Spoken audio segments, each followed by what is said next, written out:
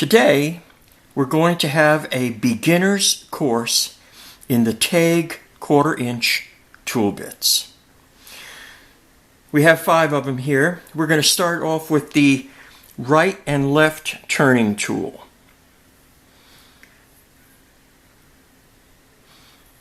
When we have our point, our cutting point, facing the left, it goes toward the chuck. That's the right hand tool.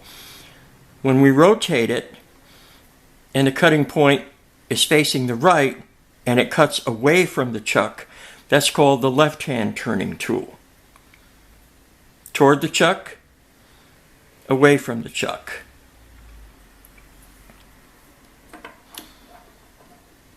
This is the 45-degree chamfer tool.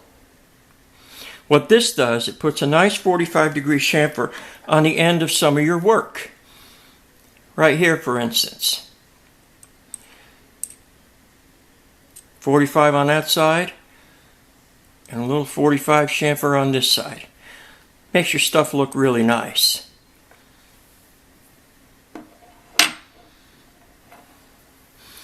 This is the round nose tool.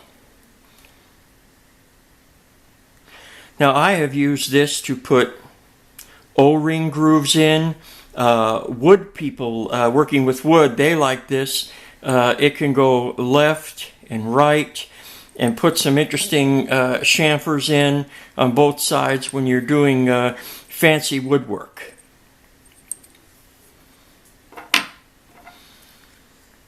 This is the cutoff tool. You finish something in the lathe, you want to cut it off to size, you cut it right off just like so.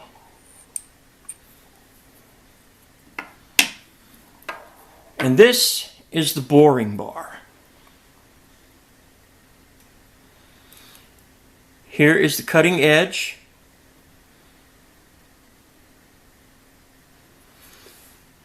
And we would bore out a cylinder just like so.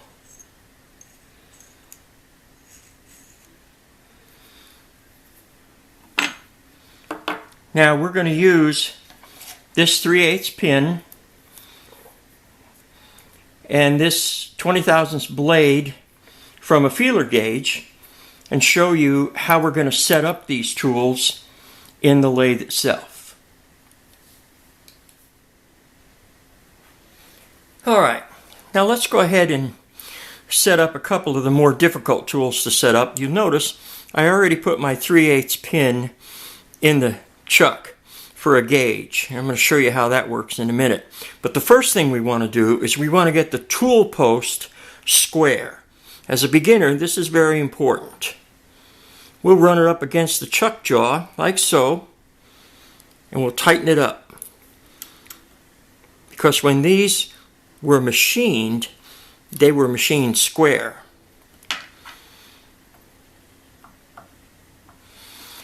Now, let's put the cutoff tool in. And we don't want it to stick out very much at all. Very little, as a matter of fact. The less it sticks out, the better the cut and the sturdier it's going to be. There. Now that is square with the workpiece. And we're going to use my little feeler gauge here. I'm going to put this in here and move this forward. And as you can see, that thing is pretty darn vertical, up and down. If it was moved over to the right, that means I was a little bit too high. If I was moved over to the left, that means I was a little bit too low. And generally, we set these things up so that they're a hair too low. So you could always put something under there. A couple of thousand shim, brass shim stock or whatever. And this will get it nice and square.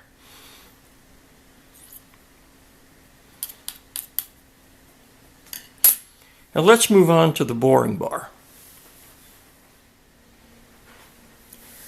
Now here I am set up for the boring bar. I have my workpiece, a cylinder that I'm going to bore out.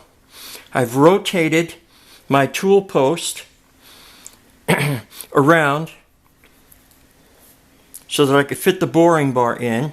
I'm going to move this forward on the other side, on the back side. I'm going to take my gauge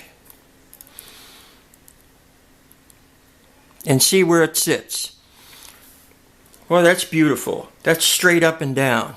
That's straight up and down. That's great. That's going to be a real nice clean bore. Then we could back this up. And then when we move in, we'll start off with a little cut, and we'll just bore it out until the job is done.